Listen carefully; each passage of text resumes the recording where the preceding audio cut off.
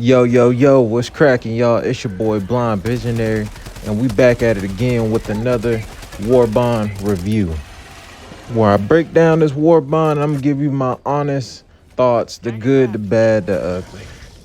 If you're new to the channel, go ahead and become a Void Walker, join the Void family by smashing that like button and hitting subscribe, turn on the post notifications. I'm trying to get into the algorithm, so all type of engagement is much appreciated. Today we're gonna be breaking down the Dust Devil Warbond. I'm gonna show you where it shines and where it don't hold up. Let's get into it.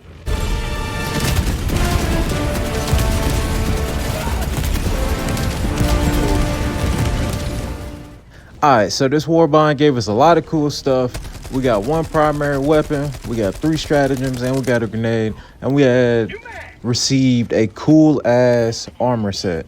I just want to say right now, I called this shit when they announced it. This Warbond is way better than the ODST Warbond. Prove me wrong, we can argue in the comments. Alright, let's get it. Let's talk about the primary weapon first. Since I already made a video on this weapon, I ain't gonna spend too much time on it.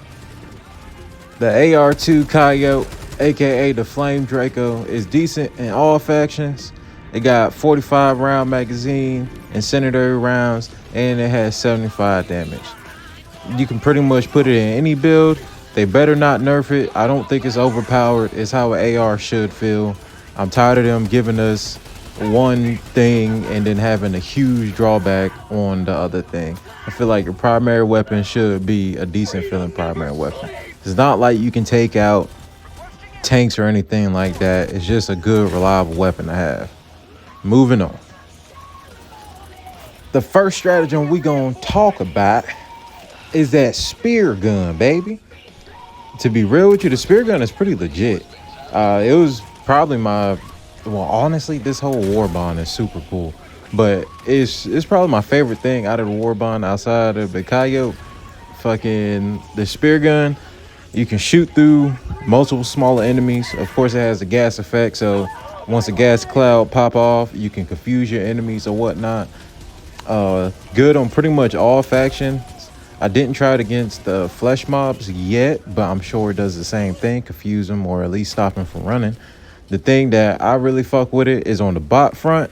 You can one-shot a Hulk if you shoot him in the eye, and it's not that hard to do, surprisingly. That part's really cool. Another cool thing is it has 12 rounds and it doesn't require a backpack slot.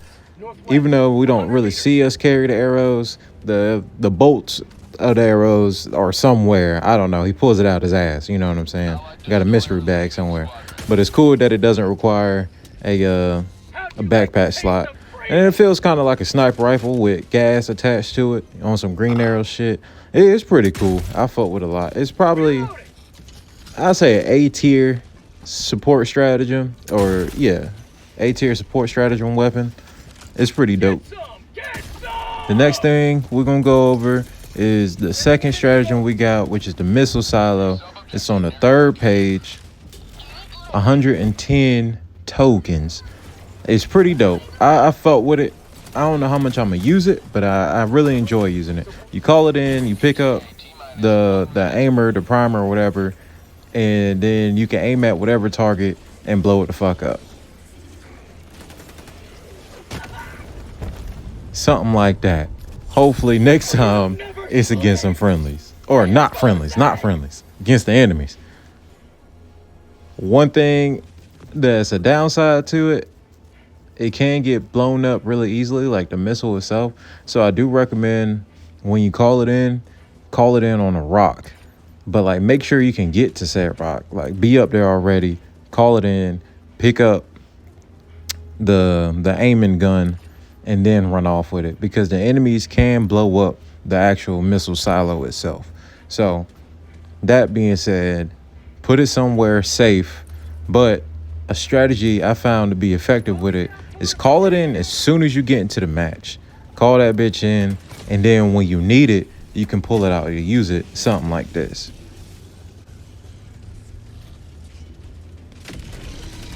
It will one-shot a factory strider, which is dope. I feel like this stratagem and all of these stratagems, everything in this Warbond has its place. And I feel like that's how things should be, is everything has its place. Couple things to note: it won't take out strategy jammers. It won't take out the alert towers. And it does take up a weapon slot. So it will take up your support weapon slot. Other than that, it's pretty cool to have, just as like a long range rocket option, I guess. Next thing we're gonna go over is our Incendiary rocket launcher.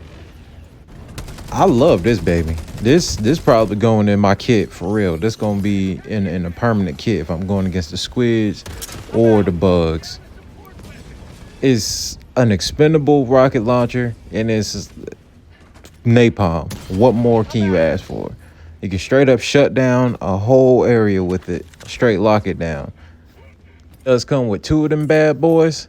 So when you call it down, you get 2 shots. You know what I'm saying? Make them count. Make them count. I have realized maybe it's just my system, but it is like a slight delay from like aiming to being able to shoot. So just be wary of that. I will say it's a little inconsistent with taking out the harvesters. I think if you aim directly at the eye, it'll take it out, but sometimes it still won't take it out, but it will bounce off of the armor if you shoot it in the back or the armored areas. It'll just ricochet right off. Another thing to be wary of, if you're shooting the dragons, because it can put damage on the dragons. If you're shooting the dragons, make sure there's no teammates nearby, because once it explodes, it's going to throw napalm all over the area. So be careful of that. The next thing we're going to quickly go over is the armor sets. They gave us 2 in the Warbond itself and then 1 in the store. The Warbond has the heavy armor set and the medium armor set. The passives are 40% resistance to all status effects. You got your fire, you got your acid, you got your gas, and your electric. You are 40% resistant to all of those things, which is dope to have just a mass coverage. And then for our second passive is 20% extra throwing range. So that is also really cool. You can launch your stratagems from a little bit further of a distance. I think they're both really hot, dope looking, and they get the job done. You know what I'm saying? They work as intended. We did get a grenade, the pineapple cluster grenade. To be real with you, it's not even worth talking about.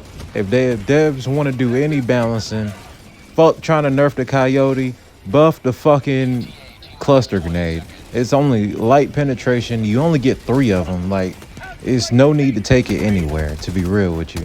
If you're just trying to cover a wide range of area, you're better off going with the regular incendiary grenade or the white phosphorus incendiary grenade. Or better yet, if you don't want fire damage, go with the dynamite. Dynamite is medium pen and it has a 12 radius. And you get 4 of them. So if they want to change something, change the damn pineapple grenade. I got builds coming out with this, with the new Warbond and everything.